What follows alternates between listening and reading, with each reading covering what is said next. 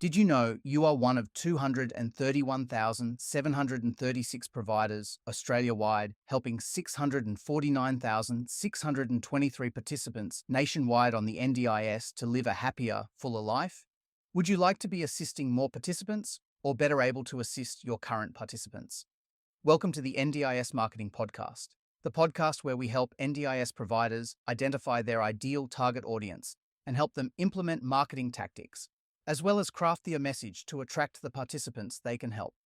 If you are an NDIS provider struggling to attract the right participants for your business, reach out to Greg Standen by email, greg@hasslefreemarketing.com.au, or DM Greg Standen on LinkedIn.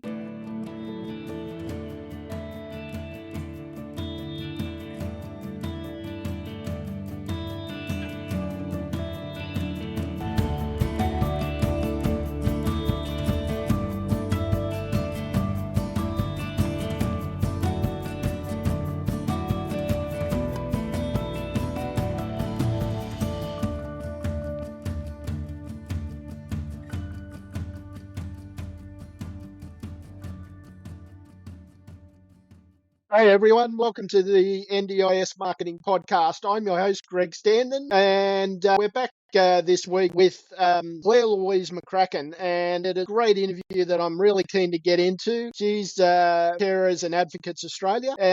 This will be our first one. As you might know, I've been in hiatus for the last 7 or 8 months. That's due to the fact that due to an unfortunate incident with a carer, I ended up in hospital for 5 months with a gaping big hole in my butt. That is well on the way to recovery, I'm happy to report. And we are back. In this series, we hope to start talking to providers and helping providers to identify who their target audience is, build a marketing strategy around that to achieve their marketing goals and ultimately success in business. So welcome to the podcast, Claire. Thank you. It's great to be here. Thank you for inviting me. Problem.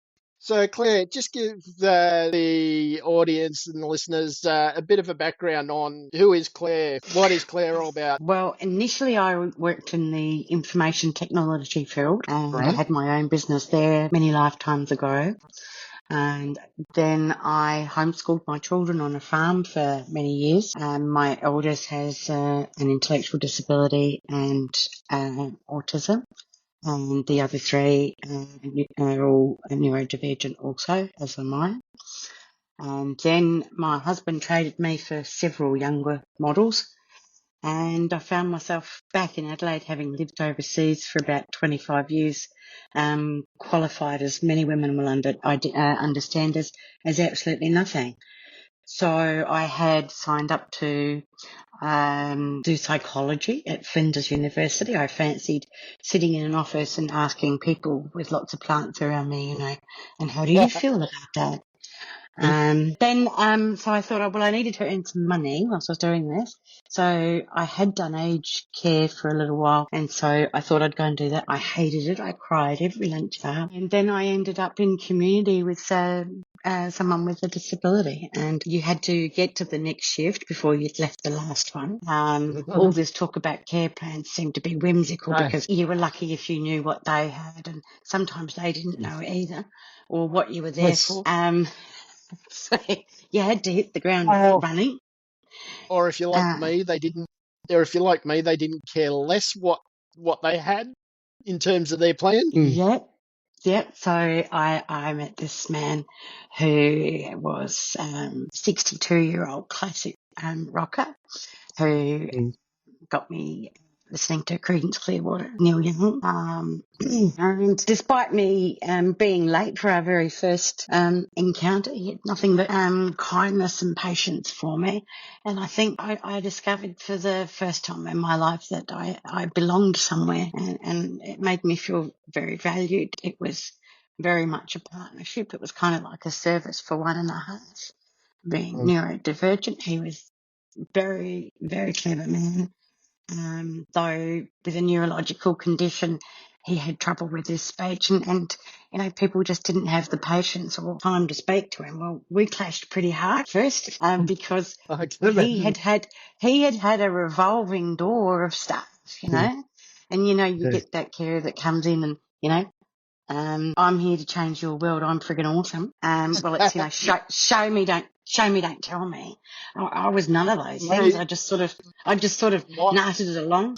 me and my wife have had many of those over the years. Here Yeah, to change your world, and they deliver nothing. well, I think it's just one of those. So I'd worked it out during that week. He'd been defecating in a bucket. Oh So no! the first thing I did was march them out and throw them out. His house was that, it's amazing the amount of money that people have and people coming in and cleaning their houses. And it's like absolutely filthy. It looks like one of those TV shows where people come in and go, oh, well, that's your cold, and you sort of think, well, how in the hell did the previous carer manage to get shit 7 foot up the wall? I mean, what were they doing? Spinning him in the sling or something, And he was very real and very genuine, very funny, and I didn't know to be any different. I hadn't been a part of any of the politics, so I was just myself. And the only encounter I'd had with disability was with my own, and we had a quote-unquote special class at school, and they were cool because they got a cooked lunch and they loved frying their onions and make everybody else envious. And so that had gone really well. And then I knew I'd lived with a spina bifida boy for a while, and they were very much into wheelchair basketball or murder ball. And those guys were just funny and very real and very wise. So I had these sort of, this is what it was going to be like. And Tony had read the memo, so... and I didn't know that you're supposed to take people out to special disability-friendly things with NDIS stickers over them. So we just, I just sort of, well, this 21st century, isn't it? And Exactly. previous to here, I'd been living in Saudi Arabia, and so when I came, I thought, well, it's Australia. It's going to be thus. I had this opinion that. So we got ourselves into all sorts of shit. We got stuck in the cage with the yellowtail bandicoot at Clearland Wildlife Reserve. They had a 2-gate system. You had to go through one which opened inwards and then the other one opened inwards. And I was driving his chair at that point, and the chair was too long. I tried sitting on his lap and, reaching the controls from the back, but we just couldn't get out of the bandicoot enclosure. So the rangers, it got to 5:30 and they sort of, buggered off home. And it was 7:30 before somebody managed to get hold of a ranger and find us. Wow. And Tony did not give a shit. And then my first encounter taking him into hospital, the registrar said, look, we're not very good at this. I said, what? Like medicine, because we're in the hospital. I was quite concerned. And she said, no, the whole disability thing. And it was like, okay. So will you stay? And I said, well, I'm not going anywhere. And they worked with, and I was even allowed to go and get warm blankets from the warm blanket cupboard. I mean, that's a privilege, isn't it? And we had a great time. When we used to be have him in the shower for hours because it was so comfortable, and it was the only time where he was pain free, and I'd sing and carry on. And there's a knock at the door, and I opened the door and said, "Yeah, can I help you? Oh, are you guys okay in there?" And I was like, "Yeah, we're fine." Only there's water running down the corridor, and we were getting a bit worried.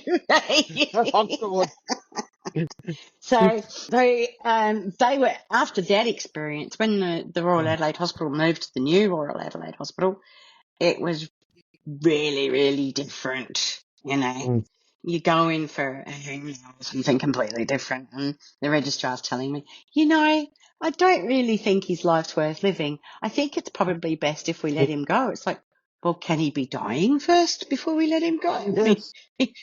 He's got a cold, but he's not dying yet.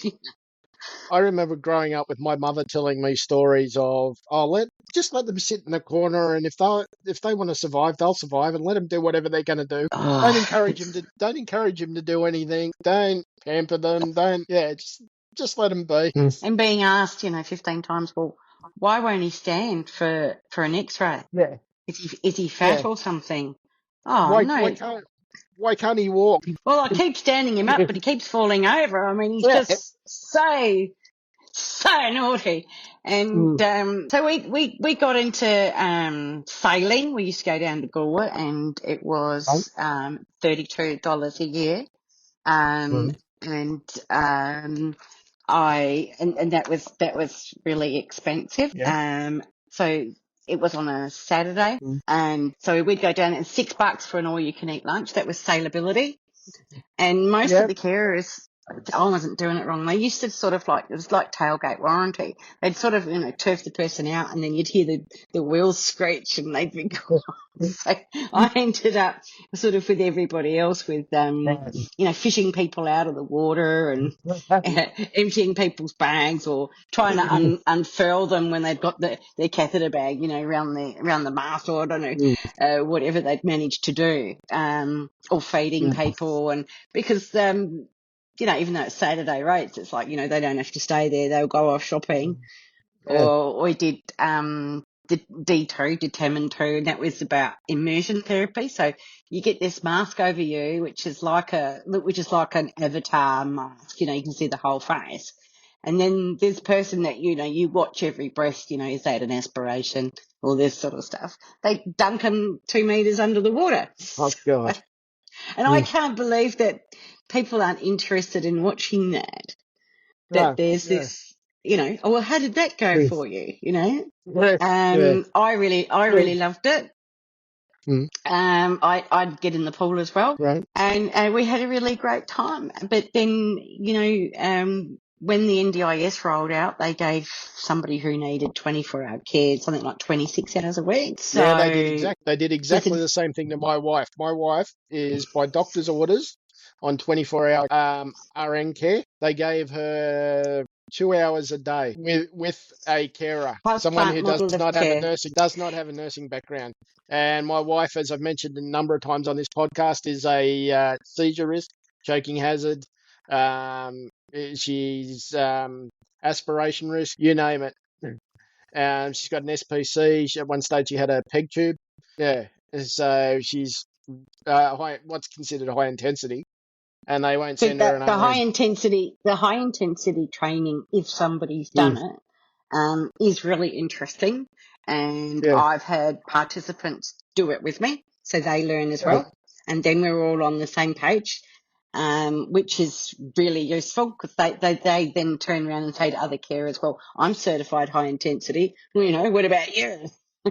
I know what you're supposed to be doing. And I find that being inclusive as a team works a hell of a lot better. We do have a CRN, and we have supervision from another CRN who we're contracted to, so that our CRN can call and ask, phone a friend, and the rest of us can phone a friend if we aren't happy with what our CRN has to say. And we're all in high intensity trained, as are the participants, are well aware of their care. So I can flush a catheter. I can't change a catheter, but I can, manage most things around an SPC and things like that, peg feeding, and ventilation scares the hell out of me, but I manage it, and oxygen, but it's something that I really struggle to understand, why there are people saying that they don't want support staff to be trained. Pre-NDIS, there are a lot of people, and I'd be keen to know what you thought about this, who felt that their care went down after the NDIS, that there used to be people who had degrees, and the only disability degree now in Australia is at Flinders University in Adelaide. That's why anyone who knows me from especially LinkedIn, you will see that I am constantly posting and hounding the hell out of Uncle Bill, saying we need to enforce registration now. I went to see Nat Cook before they got into government, and I said that staff needed to be registered and staff needed to be trained, and she said that's not what the disability advocates want. Won't discuss it. So we do have this sort of bad apple in the barrel that would seem to have massive conflicts of interest. and really only seem to be representing their kind of self-management as well. One side, and it's all the self-management. And we are forgetting about, when we're talking about abuse and coercion and things like that, that the thing that I have encountered most, I'm not saying I don't see, because I will go out and do crisis checks and welfare checks on people. Someone will just ring me up and go, can you come and, have you got anybody who can come and just do my bowel care? The nurses are refusing it. Or can you just come and help do this? And you know, even myself, I'll go out there and do it. And it's good for experience. There's many different ones that you can get, but I just really don't understand where this, you know, lived experience is important, but you have lived experience of your own. If you haven't have disability experience, you can't speak about others. But the main thing I notice is that it's with families that are the biggest abusers. So writing that into it. But what I never hear is spouse assisting or families, as in, you know, from the top down, where the PWD is at the head of the family, and we're talking kids and spouses. We're not hearing that. And we're not hearing about the other side of disability, the other 90%, particularly psychosocial, who have been left out completely. Exactly. Yeah. We do read about it. Yeah. We read about it in the domestic violence figures and things like that. Or people that the mental health triage lines will tell you that just about every call is NDIS related. Staff that aren't coping, or participants that aren't coping. Yep. Or somebody ringing up and saying, I've got... those that end up in an ED department, because participants get told, well, if we've got no carer to send you, so you're going to have to go and present yourself to ED. Or there's no money left. Or you've got somebody who doesn't have capacity but that has been told they have choice and control but refuses to go to bed. Because they've got choice and control.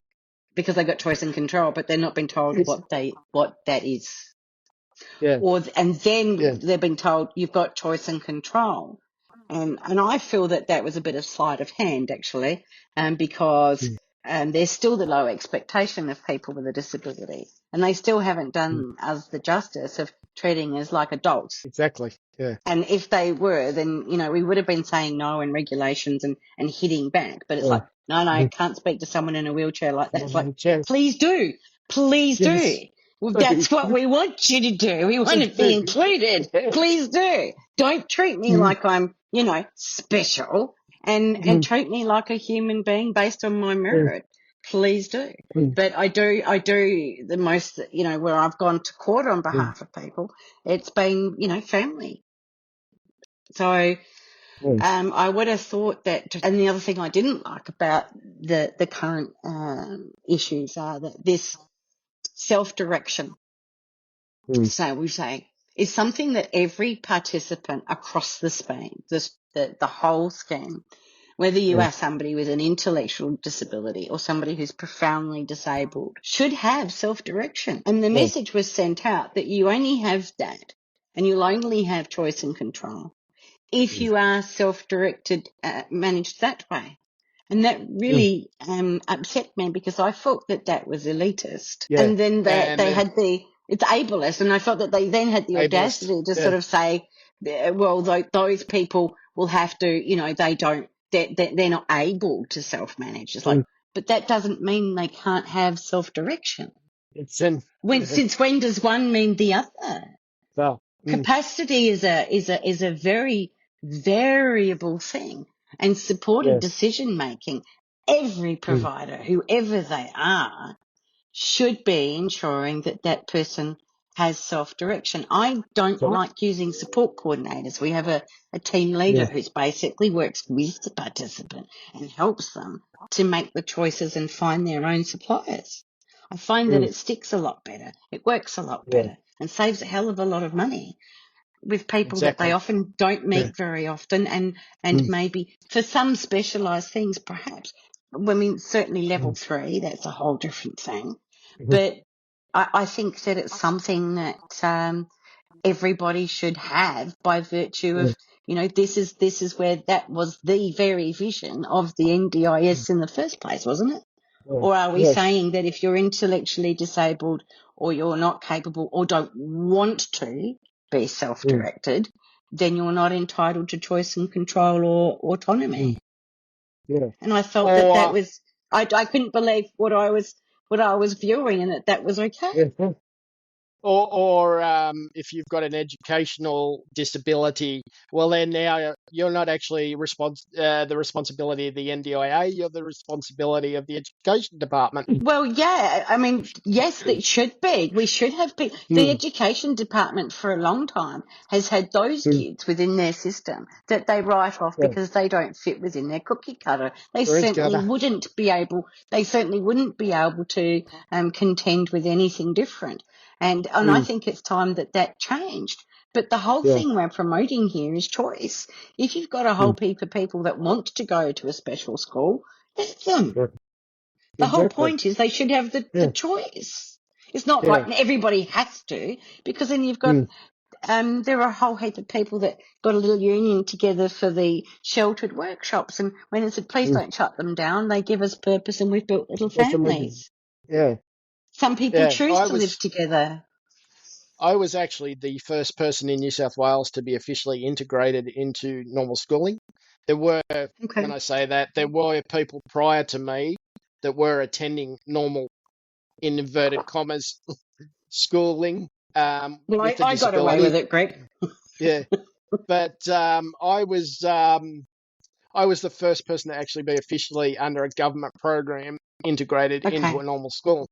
And it was the biggest, they made a schmozzle of it. Then they came up with, years and years later after I'd left school, they came up with this thing called the integration program, where schools in New South Wales anyway were basically a school within a school. So they attended a normal that's school. what we had was a but there special was class. a school. But there That was, is segregation, yeah, exactly. And that's exactly my point. But there does Where need is to the be inclusion? no. Where's There's the none. inclusion in that? Well, that's a geographical inclusion, not an inclusion of hearts and minds. But That doesn't work. Certainly, some people, aside from a physical disability, should literally just be able to roll in. That shouldn't exactly. be an issue. There's no sort of big anything. They're probably better behaved and more up to date with their studies than many people in the classroom. But there are And some that that was more will my not case. mix. Yeah, And that was exactly my case. Yeah. So But you just had to roll in. Yeah. Yeah. But Claire, So just to backtrack, because we covered off a lot so far. And there's a couple of things I'd like to sort of just clarify for the listeners. You've mentioned there that you have a CRN. Within your organisation, can you clarify for the listeners what is a CRN? so it's a clinical registered nurse, so they're just a level above an RN. Right. And also, you mentioned, obviously we know, I'm just getting clarification for the listeners that may not know. You also mentioned the term PWD. That's for people with disabilities. And unlike some people are saying a disabled person. And you mentioned that your eldest actually has autism. What was that? What's that experience like as a mother of a child with autism? All four of my children do. Right. The eldest was the one that I cut my teeth on because she has an intellectual disability as well. So she was expelled out of a lot of schools. We went to a lot of different education psychologists. And so I went to them in Adelaide, in Queensland, in Canberra, in New Zealand, in the UK, and in Switzerland. And it was, you just need to put her in an institution. And, teach them to make muffins and finger paint. Exactly what my parents were told when I was at school age. And it took me a while to teach her to read. So I stopped working and she reads, she writes, and she lives in the UK. She's married with a couple of children. She was working at horse stables, training multi-million-dollar warm bloods in dressage. And she got head groom at badminton over there, which is quite an achievement. So, she she did a lot better than being shoved in an institution. But it was very frustrating because my mother, who's a school teacher, didn't understand. She was very much against me homeschooling, and because I was, a hippie. But and there's not a lot of support for children with disabilities who are being homeschooled. You are really on the fringe. School of the Air were actually quite good, but you had to keep up, which for her was just not. It was very difficult. So we did our own thing, and we didn't have structure. And we trained horses and did that, and we did sailing, and we did we got arrested climbing the Great Pyramid of Giza, as you do. It cost me $50 American to get out of that. I had two of my children with me and one that was being made. I was pregnant, 7.5 months pregnant, and I wanted to get up to where Napoleon had blown a hole in, and we're all climbing this pyramid. And the tourist police with an M16, convinced me. He was so convincing. It must have been the M16 that I needed to come down. And so I said, okay, but, I'm giving you 50 American, but I want a photo, mate. And so we did a lot of traveling. We went to Beijing. We saw the Forbidden City with Summer Palace. We've snorkeled on the Great Barrier Reef. We've been all around Australia, New Zealand, seen the glaciers. We did a lot of animal husbandry type things on the farm. And, cooking, and we went through an earthquake together. My third son down, he was born at home, and the oldest boy wanted to call him Flower Darling, but we called him Aaron. And he his comment during the earthquake was, "Mummy, I don't like this ride." And I said, I'll tell God we're going to be having a word in a minute.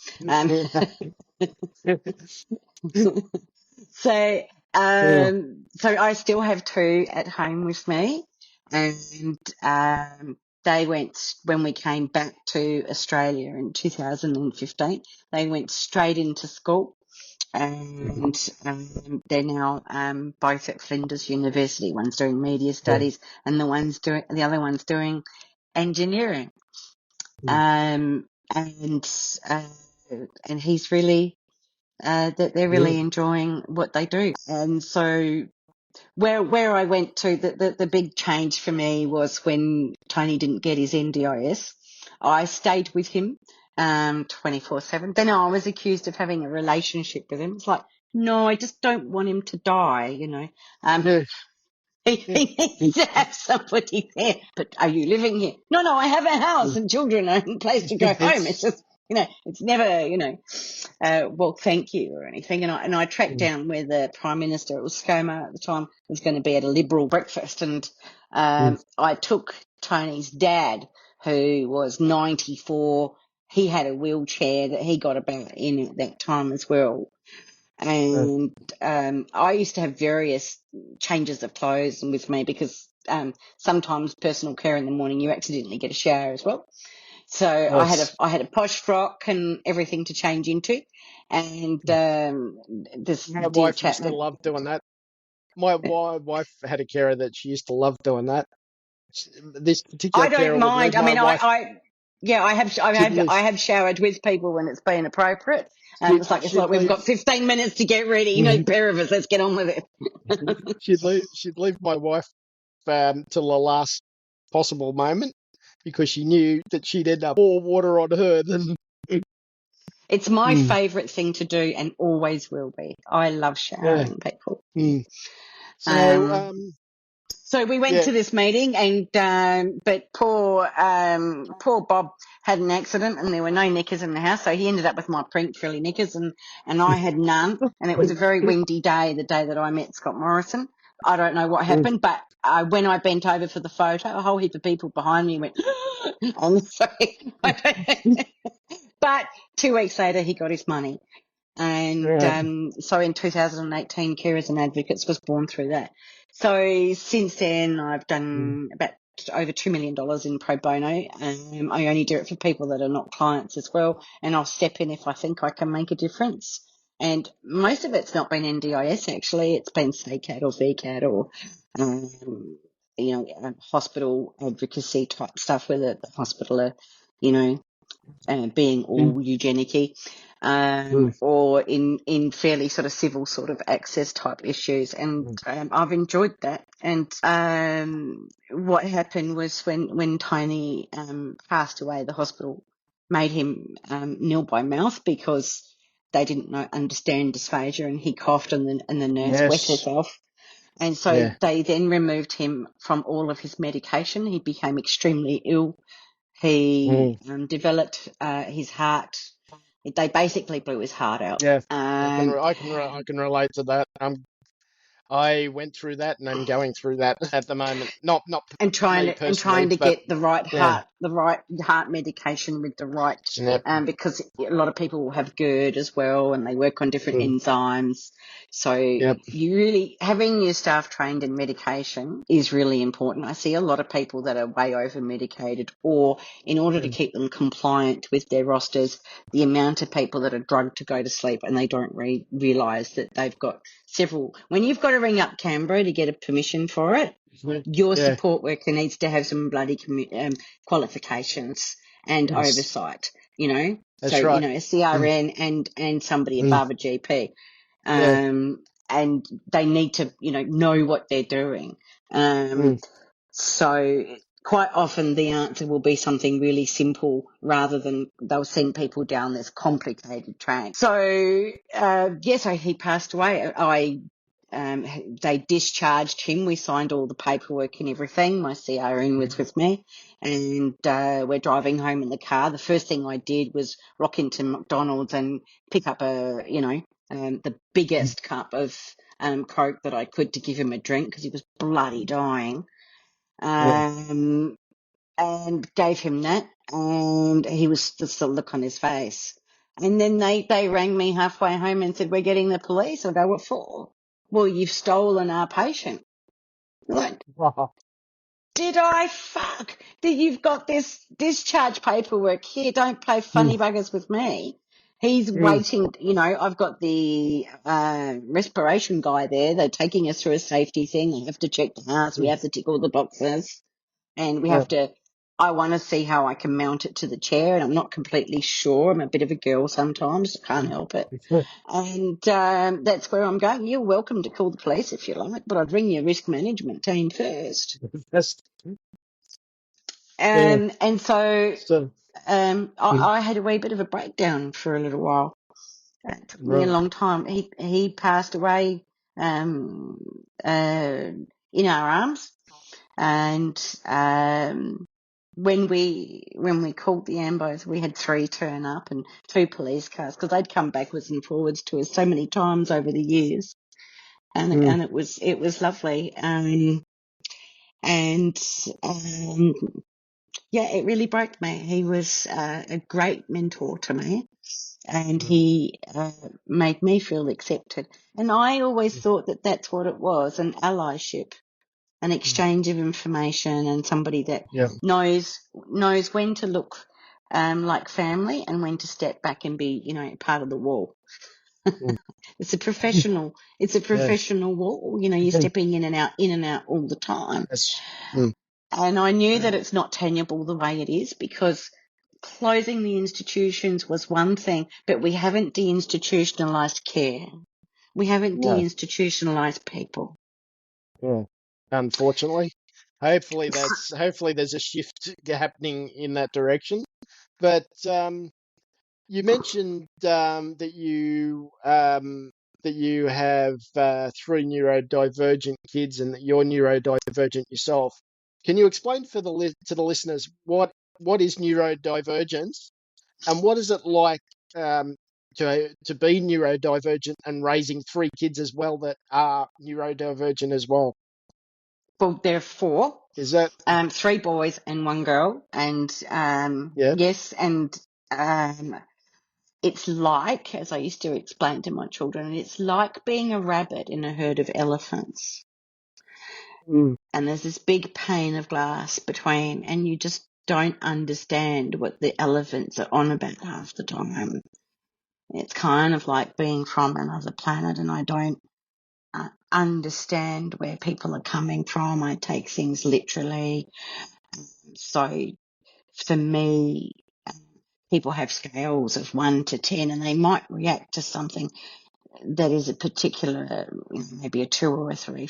But for me, I'll go to level 10, particularly on justice issues and things like that. Yeah. It makes me a very good advocate. And I can be very, very black and white. But it does make me very good at thinking outside the box. It also makes me very sensitive to sensory things. Too many people and too much noise can overwhelm me. Doing too many things in a day.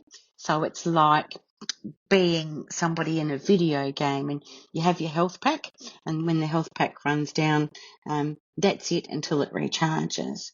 With kids, I think we don't come from a neurodivergent planet. We come from lots of different neurodivergent so just Right. very different thinking, and so we don't have those social norms or etiquette that many have. So I'm trying to. I have trouble recognising people, and people will come up and go, "Hey, Claire," and I'm like, "Yeah, I'm really great. Who are you?" So, who the I, hell are you? Yeah. as far as I know, I'm not neurodivergent, and I have that problem. Oh, thank you. Who, who the hell are you, and where do I know you from? Mm. Yeah, and I Mm. have issues with Mm. I don't do very many interviews and Mm. things over the phone because I read body language because as Yeah. well as a lot of other things in order to Mm. communicate. And I think it's you don't read facial expressions. And I don't think that's true. I think the problem is you read everything, and quite often what people are saying isn't what they're thinking.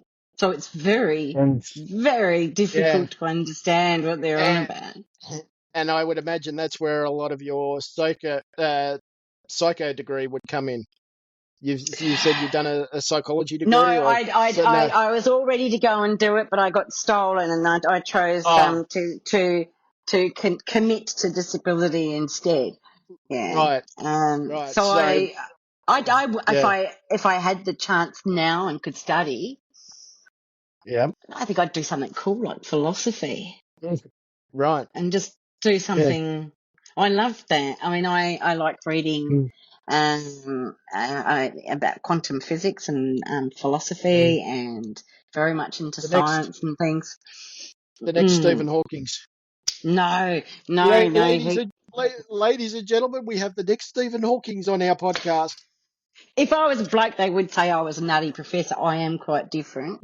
Um, it's like, yeah, she's definitely a rabbit in a herd of elephants. And Right. but there's no nuances or anything. If I don't like something or someone, they tend to know. Um, Mm.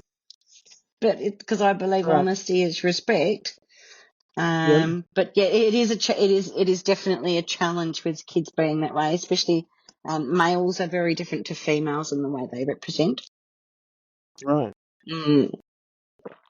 Okay. When one person Um. can't have their food touching and won't eat this, and that, and the other person, they can't have, you know, any changes within 15 minutes of, it becomes for everyone accommodating everyone. But it does make you very, as far as being in Mm. the disability scene, you're already aware of having to accommodate for other people and what Yeah. autonomy and Right. self-determination is, and you think that it's quite normal. Yeah. You mentioned in your intro about immersion therapy. Can you expand a bit on that as well Okay, for us? so the idea is that there's a big pool in Adelaide, and they do it across the country. And so you wear a scuba mask that fits over your entire face. It doesn't go into your mouth; it goes over your face. So you've got an oxygen supply, and it's for people that are quite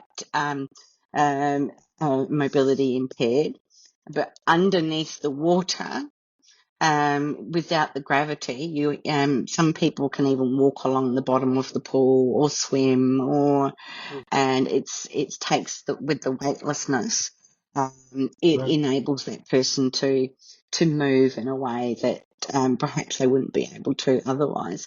I know for Tony, who had Friedreich's ataxia, which is a neurological condition. So, things it's just like somebody went in and cut all the wiring. Things just didn't work. And he was able to do the breaststroke underwater. And yet he'd long been unable to even uncurl his fingers on his hand. Yeah. So, and he loved the water. He had been a sailor before it had developed to the point that, he was in the wheelchair all the time. He loved sailing. So I loved being sick over the side of the boat. But they did have proper sailors that took them out, and he used to click in and out of the world. And they were having a race one day, and he comes back and he came second and said to me, "Claire, was I in a race?" And I said, "Yeah." I thought I was. I was onto it. It's hilarious. I think the thing about disability is you've got to be on the ball when you take people out and things, because you never know what's going to happen. No, It's exactly. always an adventure. Shit goes wrong all the time, and you never know. What you have to have the ability to problem solve. Yeah, exactly. You just got to. Yeah. How do I do this? How do I get that? How do I manage this? And you're problem solving all the time. So I enjoy that part of it very much. How do you then deal with problem solving as in a participant-led service? Well, we're a team. So how does any team deal with it? Yeah. What I'm getting through communication. There are people have strengths and weaknesses, and with a participant led service, sometimes it's a case of in communication you say, well, yes, can you take care of that? And other times it's, what do you think we should do? The lady I look after here, she is my IT department. If it wasn't for her, my printer would never work. People that are capable of amazing things, if you ask them, and they have the opportunity. Yeah. I mean, you strap a water blaster to her, and she's very handy in the backyard. And there's not much that, and just to have the opportunity to, can I have a go at that? Yeah, I don't see why not. I don't, and it's a lot of fun. And people having the opportunity to do things that they otherwise wouldn't. It's taking it beyond the I'm just going to plug you house plant model of care. Where you just you water it. You feed and water it and keep it in the sunlight and talk to it occasionally. This is we're going into adventures. So we do a lot of community groups. We go to chair yoga. That's $10. Right. Or Qigong. That's free. That's much better than physio. Nearly 200 bucks a pop. Or the WEA here in Adelaide. We've done bead making. There's pottery. There's singing. There's And if you match people with people that have the similar interests, people go and do it with them. They do it together. That's right. And it becomes fun. It's the best job in the world if you put your heart into it. If you want to be a misery guards, then it's awful. Yeah. You say it's the best job in the world if you put your heart into it. How can you relate that to?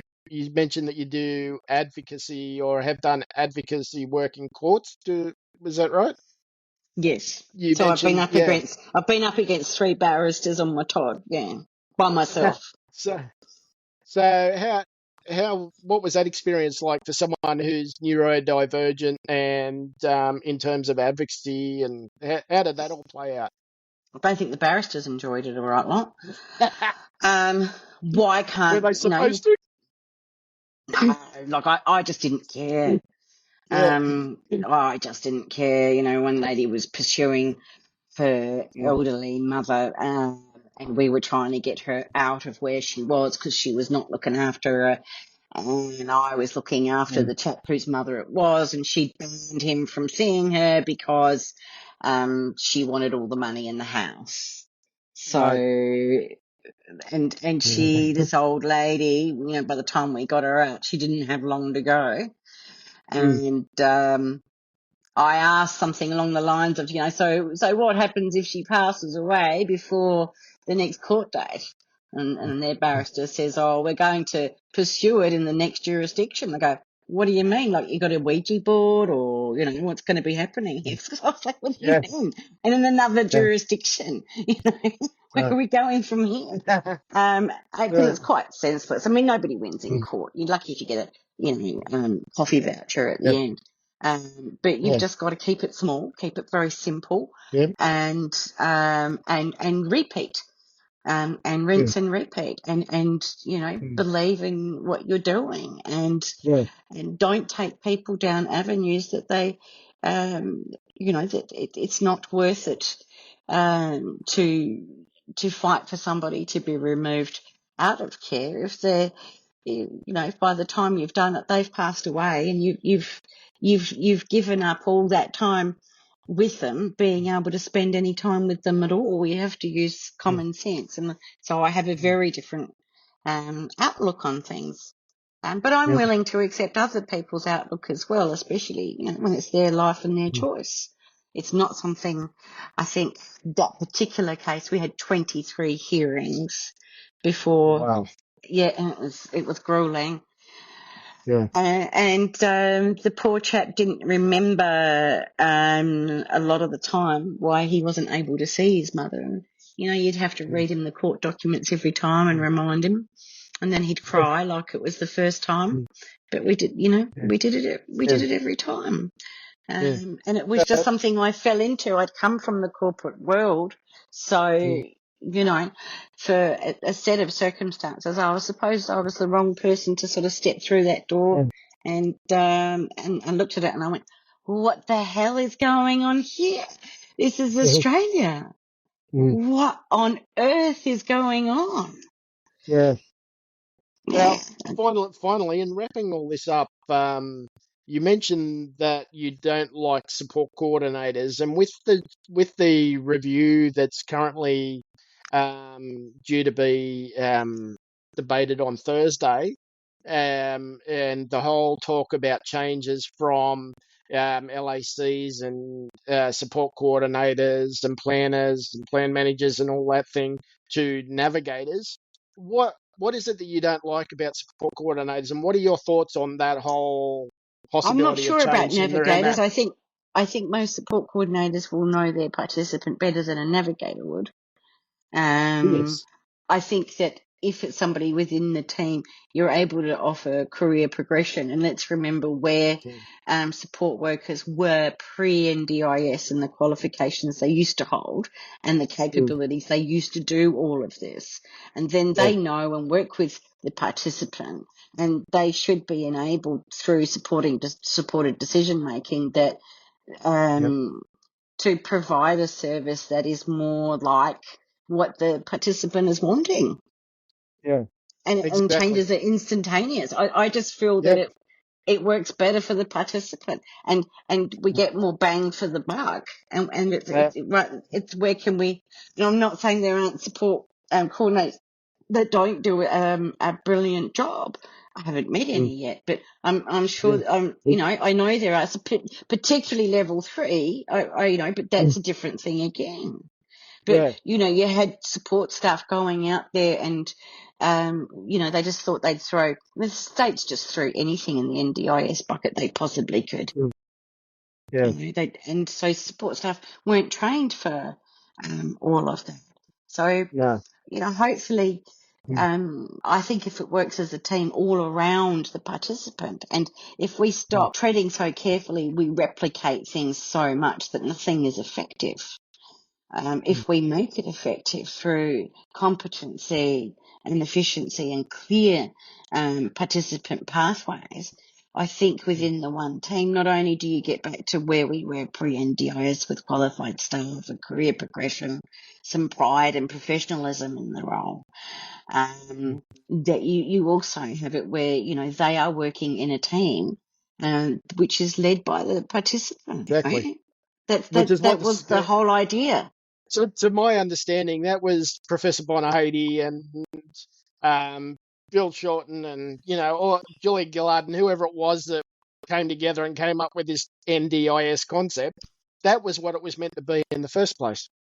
I think Participant in led. part the Yeah. states were about to go bankrupt because they hadn't managed disability very well. I think that was conveniently Right. part of the problem.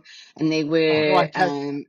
there were reports saying that, that the workforce wasn't there 11 years ago. Now they didn't work in those 11 years to build any training to, I've got a Cert 3 and you just sort of think, it's not really, it doesn't really teach you very much. So, I think I've got about 140 certifications now and I'm always doing something, always adding, and, we do it as a team. If I'm looking after you and you've got dysphagia, we go and do the dysphagia together. Right. And then we all learn. Fantastic. And then it's, I've got this idea. I think that would work. And it's like, I do it like, you manage stuff in the corporate world. So you take your participants to their course as well. Yeah. Great idea. Absolutely great idea. And they hold the certificates. I mean, how else are you going to empower them? Exactly. Leslie, this has been a great chat. I've learned a hell of a lot in this chat. I'm sure I'm sure the listeners have got a lot out of it as well. If they want to get in contact with you, how can they do so? They can email me at Claire at carersandadvocates.com, or I have a 1-800 number, 1-800-422-228. Great. Or I'm on Twitter and LinkedIn. Yep. And Great. Facebook, Fantastic. unfortunately. Now, just as a final wrap up, can you just give the listeners a bit of background on who or what is Carers and Advocates Australia? I know we talked a bit about it in the beginning, but at the moment, we do very little direct support. We're developing a concept for a model village, which is the core of it is a sociocracy. So it's run by the residents. It's not just people with a disability, it's aged care and others as well. And that it'll have a core enterprise where the funding and the profit goes back in to compensate and share resources so that the government isn't our only benefactor. Right. Yeah, Fantastic. So hopefully in the future hopefully it'll be PWD that'll own it. Right. That's the idea. Fantastic. I hope that all goes well. And I'm assuming if people wanted to learn more about that or get involved in that, they can contact you directly through the ways you've already given. Any ideas at all? I'm open for listening at the moment. Well, as I said, this has been very informative. Claire, is there anything else that you'd like to share with our listeners as a last thought? It's really important when we're dealing with each other in this space that we're aware that it's a very stressful time and that we're kind to each other at the moment. Really important. Yeah. I think a lot of people have found it very stressful, and I think we need to remember to be kind to each other. Yeah, stick together and united we stand. Exactly, and we'll get through this and get through to the other side. Yeah, thank you very much, Greg. Yeah. Take care.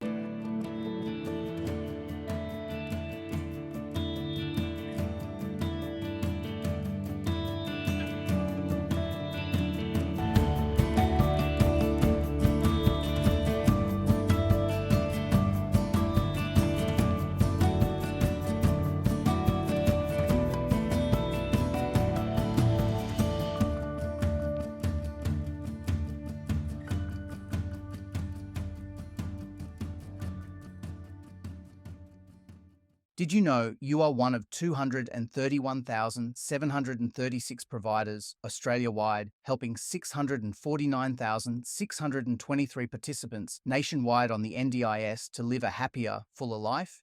Would you like to be assisting more participants or better able to assist your current participants?